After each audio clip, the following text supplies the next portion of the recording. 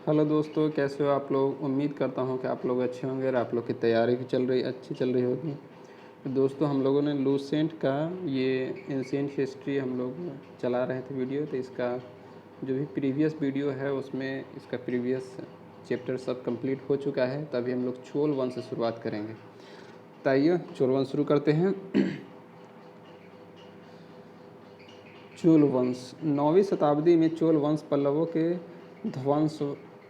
पल्लव के ध्वंसावशेषों पर स्थापित हुआ। इस वंश के संस्थापक विजयालय 850 से 87 ईस्वी थे, जिसकी राजधानी तंजाए था। तो जो चोल वंश के जो संस्थापक थे वो चोल वंश का स्थापना हुआ था। ये पल्लव वंश को ध्वंस मतलब पल्लव वंश की समाप्ति के बाद चोल वंश का उदय हुआ था। इसका जो संस्थापक थे इसका नाम था, चोल वंश के संस्थापक थे विजयालय। ठीक है। इसका शासन काल था 850 ईस्वी से 887 ईस्वी तक इसका शासन था, जिसकी राजधानी तंजाए थी। चोल वंश की राजधानी कहाँ थी? तंजाए राजधानी थी।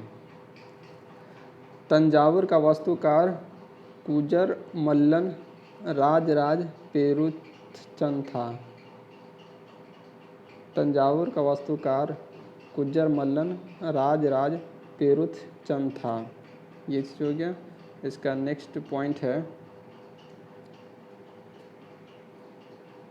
विजयालय ने नरकेसरी की उपाधि धारण की और निशुंभ सूदिनी देवी का मंदिर बनवाया। चोलों का स्वतंत्र राज आदित्य प्रथम ने स्थापित किया। पल्लवों पर विजय पाने के उपरांत आदित्य प्रथम ने कोदंड राम की उपाधि धारण की।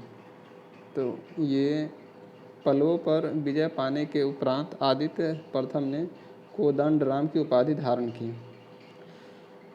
इसका नेक्स्ट पॉइंट है, तकोल्लम के युद्ध में राष्ट्रकूट नरेश कृष्ण तृतीय ने परांतक प्रथम को पराजित किया। तकोल्लम के युद्ध में राष्ट्रकूट तृतीय ने परांतक प्रथम को पराजित किया। इस युद्ध में परांतक प्रथम का बड़ा लड़का राजादित्य मारा गया। राजराज प्रथम ने श्रीलंका पर आक्रमण किया। वहां के राजा महिम फाइव को भागकर श्रीलंका के दक्षिण जिला रोहन में शरण लेनी पड़ी। तो राजराज प्रथम ने श्रीलंका पर आक्रमण किया और वहां के राजा महिम फाइव को भागकर श्रीलंका के दक्षिण जिला रोहन में शरण लेनी पड़ी। राजराज प्रथम श्रीलंका के विजित प्रदेशों को चोल साम्राज्य का एक नया प्रांत मुम्मीर चोल मंडल राजधानी पुल्लन रोवा बनाया। अगला नेक्स्ट पॉइंट है, राजराज प्रथम शैव धर्म का अनुयायी था। इसने तंजौर में राजराजेश्वर मंदिर बनाया। राजराज प्रथम शैव धर्म का अनुयायी था और इसने तंजौर में राजराजेश्वर मंदिर बनाया। चोल साम्राज्य का सर्वाधिक विस्तार राजेंद्र प्रथम के शासनकाल में हुआ था। किसके शासनकाल में हुआ था? राजेंद्र प्रथम के शासनकाल में हुआ था। बंगाल के पाल शासक महिपाल को पराजित करने के बाद राजेंद्र प्रथम ने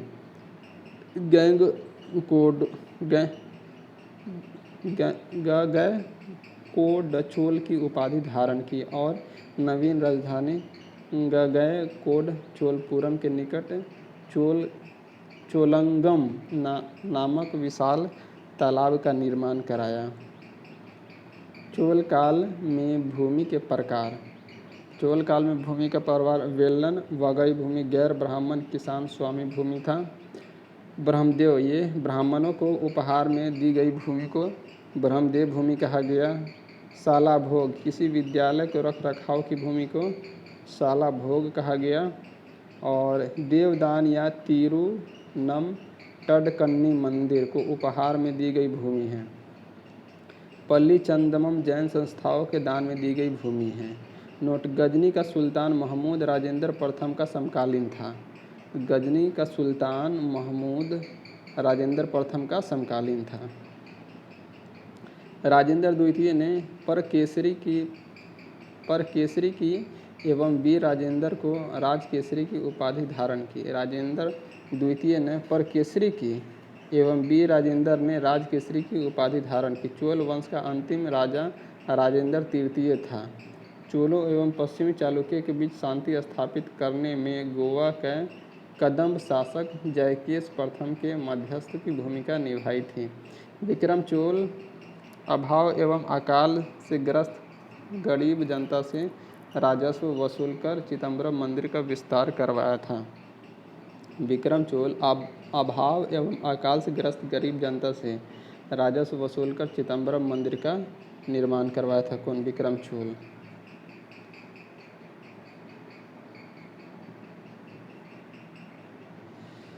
कोलुतुंग द्वितीय ने चिदम्बरम मंदिर में स्थित गोविंदराज की मूर्ति को समुद्र में फेंकवा दिया था। कालांतर में वैष्णव आचार्य रामानुज ने उक्त मूर्ति का पुनरुद्धार किया और उसे तिरुपति के मंदिर के प्राण प्रतिष्ठान किया। चोल प्रशासन ने भाग लेने वाले उच्च पदाधिकारियों को पेरुद्दम एवं निम्न श्रेणी के पदाधिकारियों को सेरुद्दरन कहा जाता था। लेखों में कुछ उच्च अधिकारियों को उडन कुडम कहा गया, जिसका अर्थ है सादा राजा के पास रहने वाला अधिकारी। संपूर्ण चोल साम्राज्य 6 मंडलों प्रांत में विभक्त था। मंडलम कोट्टम में कोट्टम नाडु एवं नाडु कई कुर्रमों में विभक्त था। नाडु की स्थानीय सभा को नाटुर एवं नगर की स्थानीय सभा को नगरतार कहा जाता था। बिल्लाल जाति के धनी किसानों को केंद्रीय सरकार की देखरेख में नाडु के कामकाज में अच्छा खासा नियंत्रण हासिल था। उनमें से कई धनी स्वामियों को चोल राजाओं के सम्मान के रूप में मूवेलन, 3 राजाओं को अपनी सेवाएं प्रदान करने वाला वेलन या किसान, अरियार प्रधान जैसे उपाधियां दी। उन्होंने केंद्र में महत्वपूर्ण राजकीय पद सौंपे। स्थानीय स्वशासन चोल प्रशासन की मुख्य विशेषता थी और सर्वसाधारण लोगों की संपत्ति थी, जिसका कार्य होता था सार्वजनिक कल्याण के लिए तालाबों और बगीचों के निर्माण हेतु गांव की भूमि का अधिग्रहण करना। सभा या महासभा यह मूलतः अग्रहारों और ब्राह्मण बस्तियों की सभा थी, जिसके सदस्यों को पेरुमक्कल कहा जाता था। यह सभा वरियम नाम की समितियों के द्वारा अपने कार्य को संचालित करती थी। सभी का बैठक गांव में मंदिर के निकट वृक्ष के नीचे या तालाब के किनारे होती थी। व्यापारियों की सभा को नगरम कहते थे। चोल काल में भूमि कर उपज का 1/3 भाग हुआ करता था। गांव में कार्य समिति की सदस्य के लिए जो वेतनभोगी कर्मचारी रखे जाते थे, उन्हें मध्यस्थ कहते थे।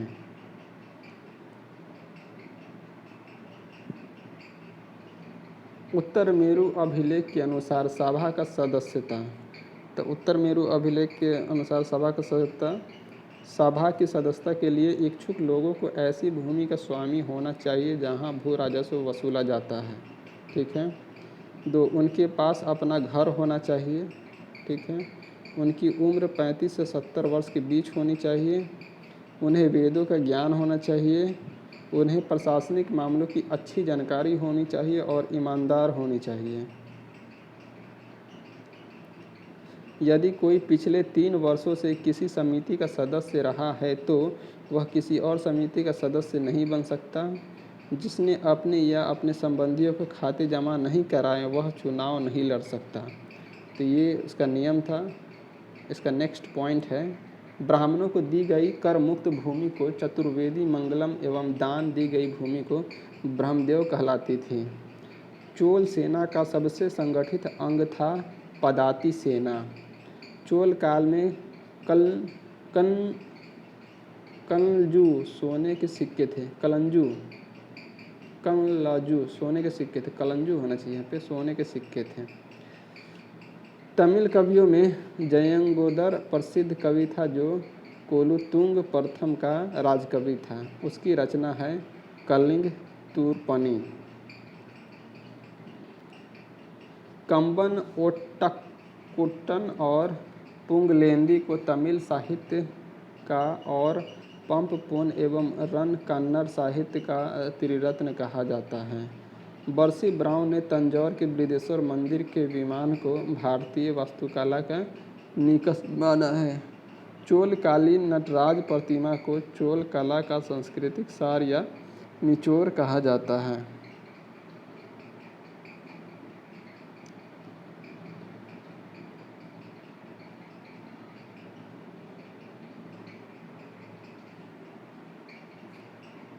चोल कांस्य प्रतिमाएं संसार की सबसे उत्कृष्ट कांस्य प्रतिमाओं में गिनी जाती हैं। शैव संत ईसा नसीब पंडित राजेंद्र प्रथम के गुरु थे। चोल काल 10वीं सदी का सबसे महत्वपूर्ण बंदरगाह कावेरीपट्टनम था। बहुत बड़ा गांव जो एक इकाई के रूप में शासित किया जाता था तनियर कहलाता था। उत्तर मेरूर शिलालेख जो सभा संस्था का विस्तृत वर्णन उपस्थित करता है प्रांतक प्रथम के शासनकाल से संबंधित है। चोलों की राजधानी कालक्रम के अनुसार थी उरैयूर, तंजौर, गंगैकोंड, चोलपुरम और कांची। चोल काल में सड़कों की देखभाल बागान समिति करती थी। बागान समिति क्या करती थी? सड़कों की देखभाल करती थी। चोल काल में आम वस्तुओं के आदान प्रदान का आधार धन था। चोल काल में आम वस्तुओं का आदान प्रदान का आधार धान था। चोल काल में के विशाल व्यापारी समूह निम्न थे: वलंजियार, नानादनी व मणिग्रामम।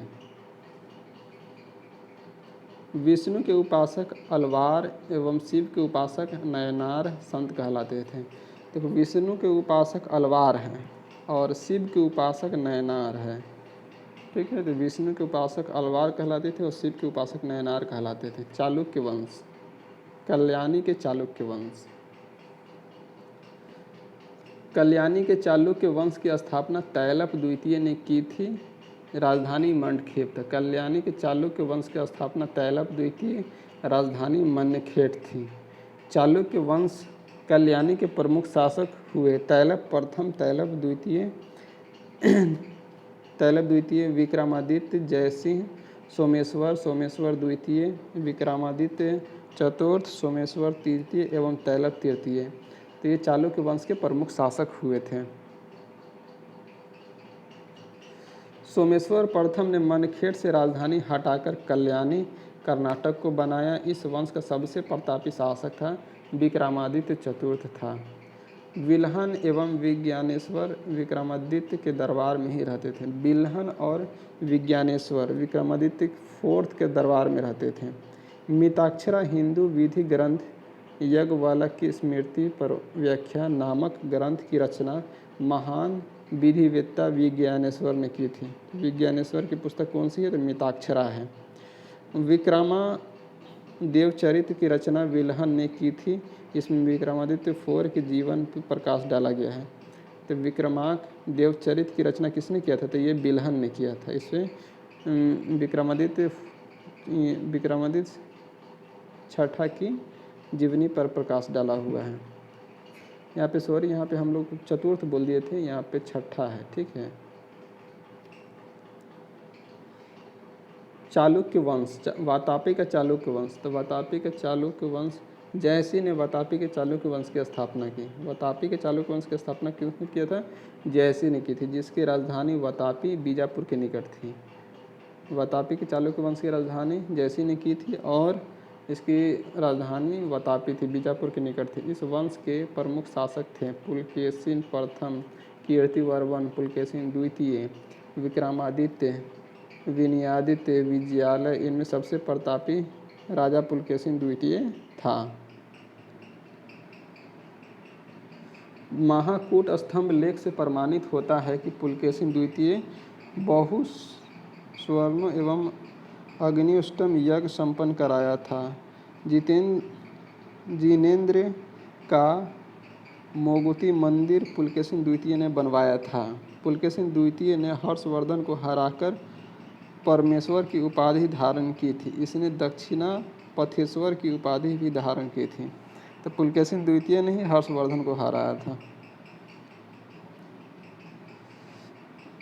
पल्लव वंश शासक नरसिंह वर्मन प्रथम ने पुलकेशिन द्वितीय को लगभग 642 ईस्वी में परास्त किया था। पल्लव वंश के शासक नरसिंह वर्मन प्रथम ने पुलकेशिन द्वितीय को 642 ईस्वी में परास्त किया था। उसकी राजधानी बदामी पर अधिकार कर लिया था। संभवतः इस युद्ध में पुलकेशिन द्वितीय मारा गया। इसी विजय के बाद नरसिंह वर्मन ने वतापी कोंड की उपाधि धारण की। ऐहोल अभिलेख का संबंध पुलकेशिन द्वितीय से है। लेखक रवि कीर्ति है। ऐहोल अभिलेख का संबंध पुलकेशिन द्वितीय से है। लेखक कौन है? रवि कीर्ति है।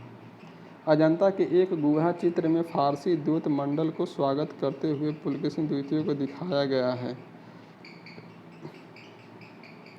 वतापी का निर्माणकर्ता कीर्ति वर्मन को माना जाता है। मालवा को जीतने के बाद विनयादित्य के शकलोत्तरा पथ की उपाधि धारण की है। विक्रमादित्य सेकेंड के शासनकाल में ही दक्कन के अरबों ने आक्रमण किया। इस आक्रमण का मुकाबला विक्रमादित्य के भतीजे पुलकेशिन ने किया। इस अभियान की सफलता पर विक्रमादित्य सेकेंड ने इसे अवनी जनाश्रय की उपाधि प्रदान की।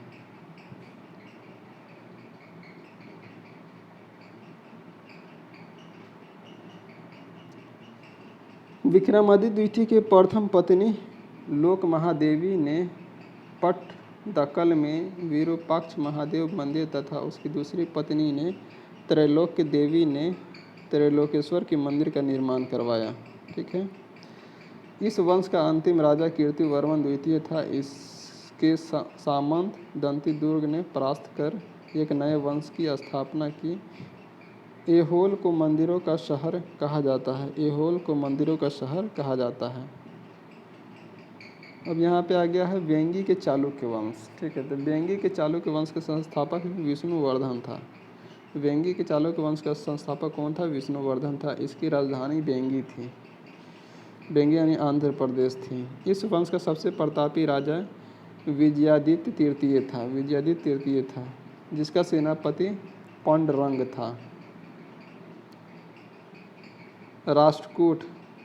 राष्ट्रकूट राजवंश के संस्थापक दंती दुर्ग था। राष्ट्रकूट राजवंश के संस्थापक दंती दुर्ग था। इसकी स्थापना कब हुई थी? 752 ईस्वी में। शुरुआत में वे कर्नाटक के चालुक्य राजाओं के अधीन थे। इसकी राजधानी मणिकर या मन्नेखेट वर्तमान मालखेर सोलापुर के निकट थी। राष्ट्रकूट वंश के प्रमुख शासक थे कृष्ण प्रथम, ध्रुव, गोविंद तृतीय, अमोघ वर्ष, कृष्ण द्वितीय, इंद्र तृतीय और कृष्ण तृतीय। एलोरा के प्रसिद्ध कैलाश मंदिर का निर्माण कृष्ण प्रथम ने करवाया था। ये राष्ट्रकूट वंश से संबंधित है। एलोरा के प्रसिद्ध कैलाश मंदिर का निर्माण कृष्ण प्रथम ने करवाया था। ध्रुव राष्ट्रकूट वंश का पहला शासक था जिसने कन्नौज पर अधिकार करने हेतु त्रिपक्षीय संघर्ष में भाग लिया और प्रतिहार नरेश वत्सराज एवं पाल नरेश धर्मपाल को पराजित किया। ठीक है। तो यहाँ से हम लोग फिर से दोबारा पढ़ लेते हैं। इसमें है ध्रुव राष्ट्रकूट वंश का पहला शासक था जिसने कन्नौज पर अधिकार करने हेतु त्रिपक्षीय संघर्ष में भाग लिया और प्रतिहार नरेश वत्सराज और पाल नरेश धर्मपाल को पराजित किया।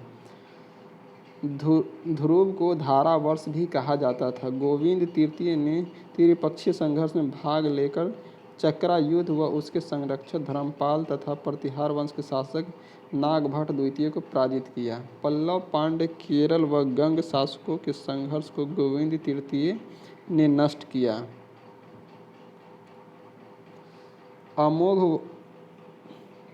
अमोघ वर्ष जैन धर्म का अनुयायी था। इसने कन्नड़ में कवि राजमार्ग की रचना की। अमोघ वर्ष जैन धर्म का अनुयायी था। इसने कन्नड़ में कवि राजमार्ग की रचना किसने की था? अमोघ वर्ष ने। कवि राजमार्ग की रचना किसने की? अमोघ वर्ष ने। आदि पुराण व त्रिष्ठी लक्ष्मण महापुराण के रचनाकार जिनसेन, गणित सार संग्रह के लेखक महावीराचार्य एवं अमोघ वृत्ति के लेखक शाक्तायन अमोघ वर्ष के दरबार में रहते थे। अमोघ वर्ष ने तुंगभद्रा नदी में जल समाधि लेकर अपने जीवन का अंत किया। इंद्र थर्ड के शासन काल में अरब निवासी अल मसूदी भारत आया, इसने तत्कालीन राष्ट्रकूट शासकों को भारत का सर्वश्रेष्ठ शासक कहा। राष्ट्रकूट वंश का अंतिम महान शासक कृष्ण तृतीय था। इसी के दरबार में कन्नड़ भाषा के कवि पोन रहते थे, जिन्होंने शांति पुराण की रचना की। कल्याणी के चालुक्य तैलप द्वितीय ने 973 ईस्वी में कर्क को हराकर राष्ट्रकूट राज्य पर अपना अधिकार कर लिया और कल्याणी के चालुक्य वंश की नींव डाली। एलोरा एवं एलिफेंटा महाराष्ट्र गुहा मंदिरों का निर्माण राष्ट्रकूटों के समय ही हुआ है। एलोरा में 34 शैलकृतिक गुफाएं हैं। इसमें 1 से 12 तक बौद्धों, 13 से 29 तक हिंदुओं और 30 से 34 तक जैनों की गुफाएं हैं। तो एलोरा एवं एलिफेंटा महाराष्ट्र गुहा मंदिरों का निर्माण राष्ट्रकूटों के समय हुआ है। एलोरा के 34 शैलकृतिक गुफाएं हैं। इसमें 1 से 12 तक बौद्ध का है, 13 से 29 तक हिंदू का है और 30 से 34 तक जैन की गुफाएं हैं। बौद्ध गुफाओं में सबसे प्रसिद्ध विश्वकर्मा गुफा संख्या 10 है। इसमें एक चैत्य है, वहाँ पर 2 मंजिली और 3 मंजिली गुफाएं भी हैं, जिन्हें 2 थल या 3 थल नाम दिया गया है। एलोरा की गुफा 15 में विष्णु को नरसिंह अर्थात पुरुष सिंह के रूप में दिखलाया गया है। नोट: एलोरा गुफाओं का सर्वप्रथम उल्लेख फ्रांसीसी यात्री थेविनेट ने 17वीं शताब्दी में किया था। राष्ट्रकूट शैव वैष्णव शाक्त संप्रदाय के साथ साथ जैन धर्म के भी उपासक थे। राष्ट्रकूटों ने अपने राज्यों में मुसलमान व्यापारियों को बसने तथा इस्लाम के प्रचार की स्वीकृति दी थी। कौन? राष्ट्रकूटों ने। अब यहाँ पे यादव वंश, देवगिरी के यादव वंश की स्थापना भिल्लम पंचम ने की। इसकी राजधानी देवगिरी थी। इसका वंश का सबसे प्रतापी राजा सिंधन 1210-1246 था। इस वंश का अंतिम स्वतंत्र शासक रामचंद्र था, जिसने अलाउद्दीन के सेनापति मलिक कफूर के सामने आत्मसमर्पण किया। संगीत शास्त्री सारंगदेव राजा सिंधन के दरबार में थे, जिन्होंने संगीत रत्नाकर नामक ग्रंथ की रचना की।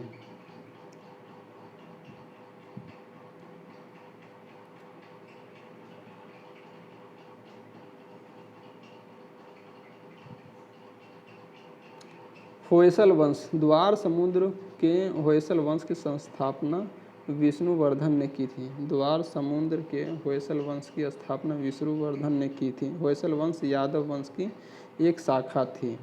बेलूर में चेन्ना केशव मंदिर का निर्माण विष्णुवर्धन ने की 1117 में किया था।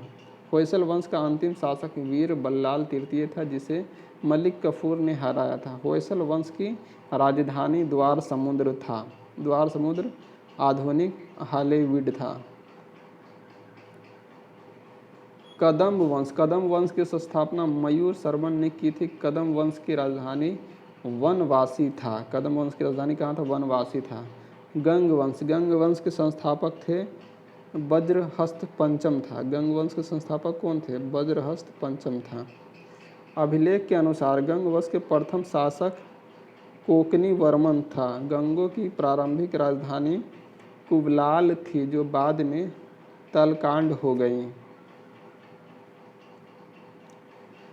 दत्तक सूत्र पर टीका लिखने वाला गंग शासक माधव प्रथम था। काकतीय वंश, काकतीय वंश का संस्थापक बीटा प्रथम था, जिसने नालगोंडा में एक छोटे से राज्य का गठन किया, जिसकी राजधानी अमकोंड थी। इस वंश का सबसे शक्तिशाली शासक गणपति था। रुद्रमा देवी गणपति की बेटी थी, जिसने रुद्रदेव महाराज का नाम ग्रहण किया था, जिसने 35 वर्ष तक शासन किया। गणपति ने अपनी राजधानी वारंगल में स्थानांतरित कर ली थी। इस राजवंश का अंतिम शासक प्रताप रुद्र था, जिसका शासनकाल 1295 से 1323 था। अब आते हैं हम लोग, चैप्टर नंबर 25 है सीमावर्ती राजवंशों का अभ्युदय। पाल वंश, पाल वंश का संस्थापक गोपाल था।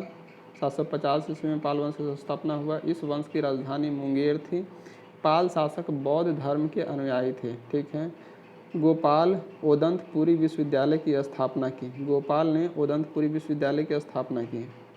उदंतपुरी विश्वविद्यालय की स्थापना किसने की थी? तो गोपाल ने की थी। पाल वंश का सबसे महान शासक धर्मपाल था, जिसने विक्रमशिला विश्वविद्यालय की स्थापना की थी। तो धर्मपाल ने विक्रमशिला विश्वविद्यालय की स्थापना की थी। कन्नौज के लिए त्रिपक्षीय संघर्ष पल्लव, गुर्जर, प्रतिहार वंश एवं राष्ट्रकूट वंश के बीच हुआ। इसमें पल्लव वंश की ओर से सर्वप्रथम धर्मपाल शामिल हुआ था। 11वीं सदी में गुजराती कवि सोडठल ने धर्मपाल को उत्तरापथ का स्वामी की उपाधि से संबोधित किया। सोमपुर महाविहार का निर्माण धर्मपाल ने करवाया था। उदंतपुरी बिहार के प्रसिद्ध बौद्ध मठ का निर्माण देवपाल ने करवाया था। उदंतपुरी बिहार के प्रसिद्ध बौद्ध मठ का निर्माण देवपाल ने करवाया था। जावा के शैलेंद्र वंशी शासक बालपुत्र देव के अनुरोध पर देवपाल ने उसे नालंदा में एक बौद्ध विहार बनवाने के लिए 5 गांव दान दिए थे। जावा के शैलेंद्र वंशी शासक बालपुत्र देव के अनुरोध पर देवपाल ने उसे नालंदा में एक बौद्ध विहार बनवाने के लिए 5 गांव दान दिए थे। गौरी रीति नामक साहित्य विधा का विकास पाल शासकों के समय हुआ। सेन वंश की स्थापना सामंत सेन ने राढ़ में की थी। इसकी राजधानी नदिया लखनऊती थी। सेन वंश के प्रमुख शासक विजय सेन, भल्लाल सेन एवं लक्ष्मण सेन थे। सेन वंश का प्रथम स्वतंत्र शासक विजय सेन था, जो शैव धर्म का अनुयायी था।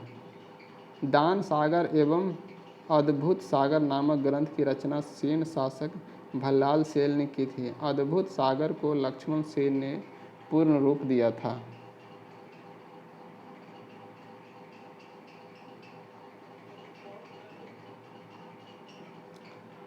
लक्ष्मण सेन की राज्य भाषा गीत गोविंद के लेखक जयदेव, पवन दूत के लेखक धोई एवं ब्राह्मण सरवस के लेखक हलायुध रहते थे। हलायुध लक्ष्मण सेन का प्रधान न्यायाधीश व मुख्यमंत्री था। विजय सेन ने देवपारा में प्रधुनेश्वर मंदिर यानी शिव की विशाल मंदिर की स्थापना की। सेन राजवंश प्रथम राजवंश था जिसने अपना अभिलेख सर्वप्रथम हिंदी में उत्कीर्ण करवाया। तो हिंदी में उत्कृष्ट करवाने वाले हिंदी में अभिलेख उत्कृष्ट करवाने वाले कौन सा राजवंश था? तो सेन वंश था। ठीक है, ये बहुत इम्पोर्टेंट है, ये कभी भी पूछा जा सकता है। लक्ष्मण सेन बंगाल का अंतिम हिंदू शासक था। लक्ष्मण सेन बंगाल का अंतिम हिंदू शासक था। कश्मीर के राजवंश। कश्मीर पर शासन करने वाले शासक वंश कालक्रम इस प्रकार है: कारकोट वंश, उत्पल वंश, लोहार वंश। 627 ईस्वी में दुर्लभ वर्धन नामक व्यक्ति ने कश्मीर के कारकोट वंश यानी हिंदू वंश की स्थापना की थी। हेनसांग ने उसके शासनकाल में कश्मीर की यात्रा की। हेनसांग ने उसी के शासनकाल में कश्मीर की यात्रा की। किसके शासनकाल में? तो दुर्लभ वर्धन के शासनकाल में। कारकोट वंश का सबसे शक्तिशाली राजा ललितादित्य मुक्तापिंड था। कश्मीर का मार्तंड मंदिर का निर्माण ललितादित्य मुक्तिपिंड के द्वारा करवाया गया था। कारकोट वंश के बाद कश्मीर पर उत्पल वंश का शासन हुआ। इस वंश का संस्थापक अवंती वर्मन था। अवंतीपुर नामक नगर की स्थापना अवंती वर्मन ने की थी। अवंती वर्मन के अभियंता सुइया के सिंचाई के लिए नहरों का निर्माण करवाया। 980 में उत्पल वंश की रानी दिग्दा एक महाकांक्षिणी शासिका हुई। उत्पल वंश के बाद कश्मीर पर लोहार वंश का शासन हुआ। लोहार वंश का संस्थापक संग्राम राज था। संग्राम राज के बाद अनंत राज हुआ। इसी की पत्नी सूर्यमती ने प्रशासन के सुधारने में उसकी सहायता की। लोहार वंश का शासक हर्ष विद्वान कवि तथा कई भाषाओं का ज्ञाता था। कल्हन हर्ष का आश्रित कवि था। जयसिंह लोहार वंश का अंतिम शासक था जिसने 1128 से 1155 तक शासन किया था। जयसिंह के शासन के साथ ही कल्हन की राजतरंगिणी का विवरण समाप्त हो जाता है। जयसिंह के शासन के साथ ही कल्हन की राजतरंगिणी का विवरण समाप्त हो जाता है। कामरूप का वर्मन वंश। कामरूप का वर्मन वंश 4वीं शताब्दी के मध्य कामरूप में वर्मन वंश का उदय हुआ था। इस वंश की प्रतिष्ठा का संस्थापक पुष्यवर्मन था। इसकी राजधानी प्रयाग ज्योतिष नामक स्थान पर थी। कालांतर में कामरूप पाल साम्राज्य एक अंग बन गया।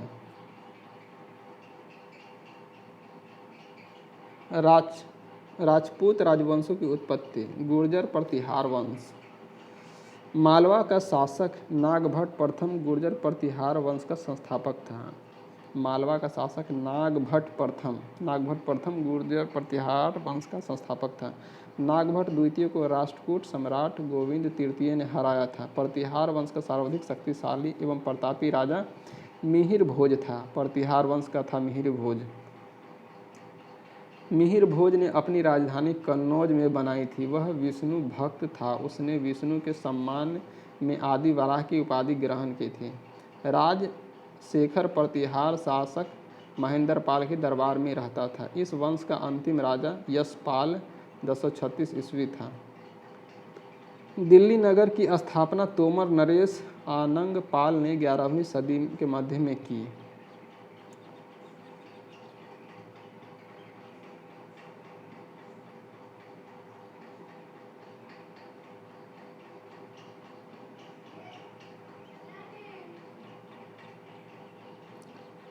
गहरवाल यानी राठौर राजवंश। गहरवाल वंश का संस्थापक चंद्रदेव था। इसकी राजधानी वाराणसी थी। इस वंश का सर्वाधिक शक्तिशाली राजा गोविंद चंद्र था। इसका मंत्री लक्ष्मीधर शास्त्रों का प्रकांड पंडित था, जिसने कृताल कल्पतरु नामक ग्रंथ का लिखा था। लक्ष्मीधर का कृति है कृत्य कल्पतरु।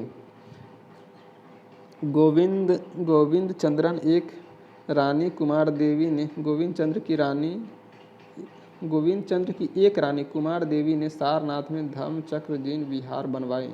गोविंद चंद्र की एक रानी कुमार देवी ने सारनाथ में धर्मचक्र जीन की विहार बनवाई। पृथ्वीराज तृतीय ने स्वयंवर से जयचंद की पुत्री संयोगिता का अपहरण कर लिया था। पृथ्वीराज तृतीय ने स्वयंवर से जयचंद की पुत्री संयोगिता का अपहरण कर लिया था। इस वंश का अंतिम शासक जयचंद था, जिसे गोरी ने 1194 में चंदावर के युद्ध में मार डाला। ठीक है, तो ये कौन सा वंश था? गहरवाल वंश का था। उसके आते हैं चहमान या चौहान वंश।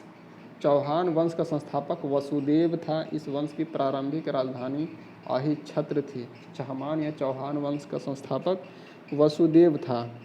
इस वंश की राजधानी अहिछत्र थी। बाद में अजय राज द्वितीय ने अजमेर नगर की स्थापना की और राजधानी बनाई। तो अजमेर नगर बसाया और इसकी राजधानी कौन बनाया था? तो अजय राज ने। ठीक है। इस वंश का सबसे शक्तिशाली शासक अर्णोराज के पुत्र विग्रहराज था। चतुर्थ विशलदेव 1153 से 1163 हुआ, जिसने हरिकेली नामक संस्कृत नाटक की रचना की।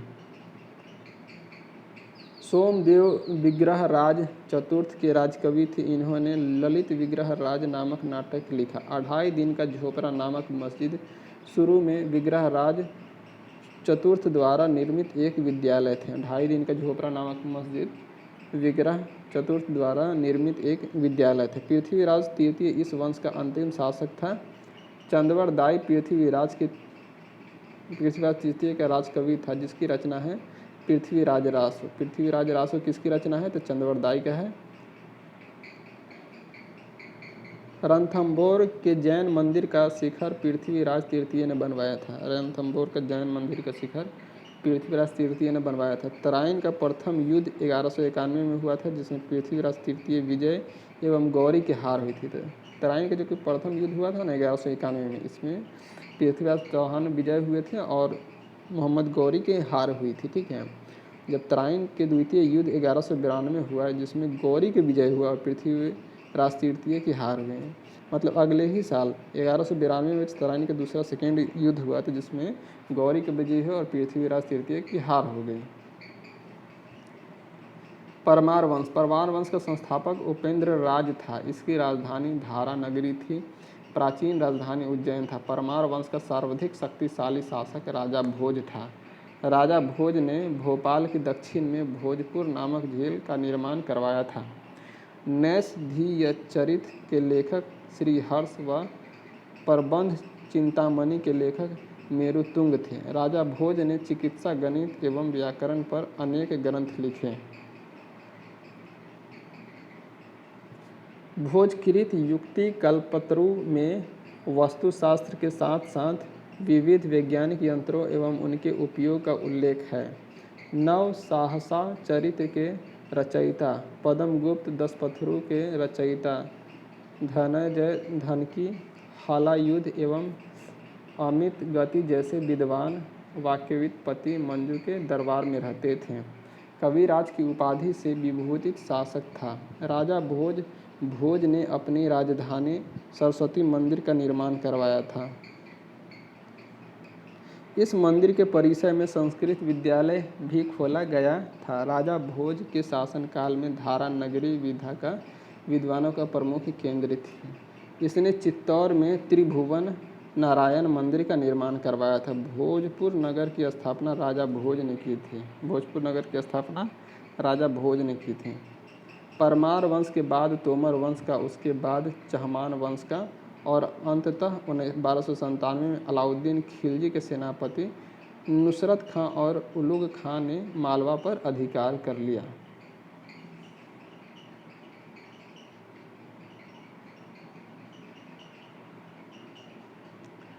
चंदेल वंश। प्रतिहार साम्राज्य के पतन के बाद बुंदेलखंड की भूमि पर चंदेल वंश का स्वतंत्र राजनीतिक इतिहास प्रारंभ हुआ। बुंदेलखंड का प्राचीन नाम जेजाभुक्ती है। चंदेल वंश का संस्थापक नन्नुक 1831 था। इसकी राजधानी खजुराहो थी। प्रारंभ में इसका राजधानी कलिंजर थी। राजा धंग ने अपनी राजधानी कलिंजर से खजुराहो में स्थानांतरित की थी।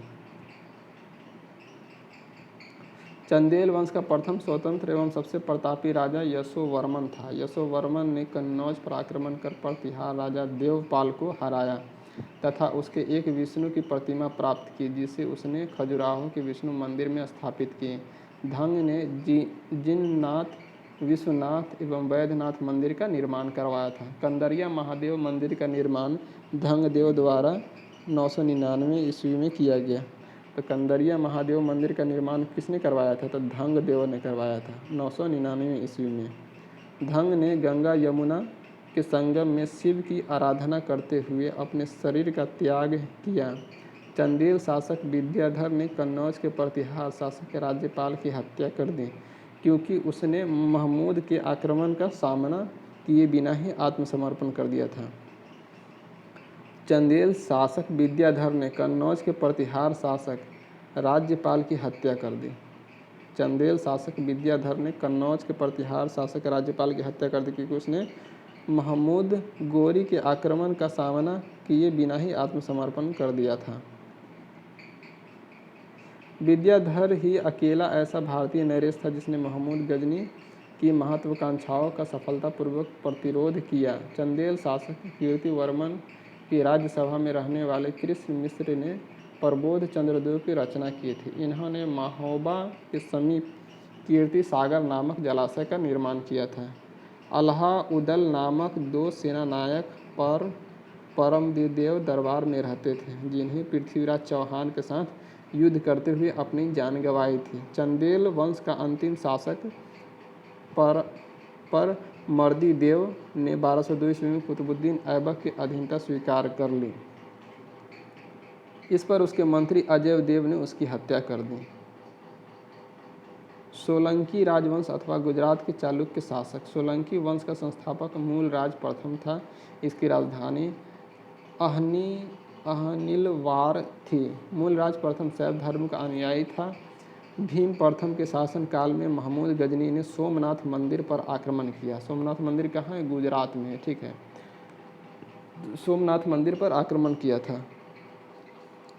भीम प्रथम के सामंत बीमल ने आबू पर्वत पर दिलवारा का प्रसिद्ध जैन मंदिर बनवाया था। भीम प्रथम के सामंत बीमल ने आबू पर्वत पर दिलवारा का मंदिर प्रसिद्ध जैन धर्म बनवाया था। सोलंकी वंश का प्रथम शक्तिशाली शासक जैसे सिद्धराज था। प्रसिद्ध जैन विद्वान हेमचंद्र जैसे सिद्धराज के दरबार में था। माउंट आबू पर्वत राजस्थान पर एक मंडप बनाकर जैसे सिद्धराज को अपने 7 पूर्वजों के गजारोही मूर्तियों की स्थापना की। मोढेरा के सूर्य मंदिर का निर्माण सोलंकी राजाओं के शासनकाल में हुआ था। सिद्धपुर में रुद्र महाकाल के मंदिर का निर्माण जैसे सिद्धराज ने किया था। सोलंकी शासक कुमारपाल जैन मतानुयायी था। वह जैन धर्म के अंतिम राजकीय प्रवर्तक के रूप में प्रसिद्ध है। सोलंकी वंश का अंतिम शासक भीम द्वितीय था। भीम द्वितीय एक सामंत लवन प्रसाद ने गुजरात को बघेल वंश की स्थापना की थी। बघेल वंश का कर्ण सेकेंड गुजरात का अंतिम हिंदू शासक था। इसने अलाउद्दीन खिलजी की सेनाओं का मुकाबला किया था। कलचुरी चेदी राजवंश। कलचुरी वंश का संस्थापक कोक्कल था। इसकी राजधानी त्रिपुरी थी। कलचुरी वंश का एक शक्तिशाली शासक गंगेदेव था, जिसने विक्रमादित्य की उपाधि धारण की थी। पूर्व मध्यकाल में स्वर्ण सिक्कों के विलुप्त हो जाने के पश्चात इन्होंने सर्वप्रथम इसे प्रारंभ करवाया।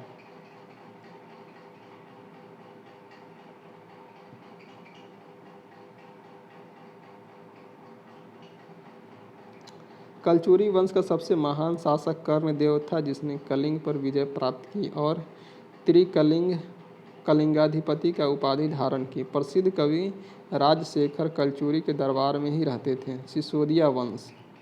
सिसोदिया वंश के शासक अपने को सूर्यवंशी कहते थे, जो मेवाड़ पर शासन करते थे।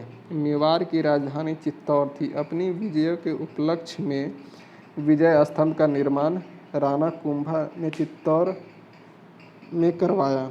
खतौली का युद्ध 1518 में राणा सांगा और इब्राहिम लोदी के बीच हुआ था। खतौली का युद्ध कब हुआ था? तो 1518 ईस्वी में। इसमें राणा सांगा और इब्राहिम लोदी के बीच हुआ था खतौली के युद्ध। तो इस तरह से हम लोग का जो एंशिएंट हिस्ट्री है यहाँ पे कंप्लीट होता है। नेक्स्ट वीडियो में हम लोग मध्यकालीन भारत के बारे में पढ़ेंगे। तो अगर आप लोग को वीडियो अच्छी लग रही है तो लाइक कीजिए, शेयर कीजिए। अगर सब्सक्राइब नहीं किए हैं तो सब्सक्राइब भी कर लीजिए। धन्यवाद।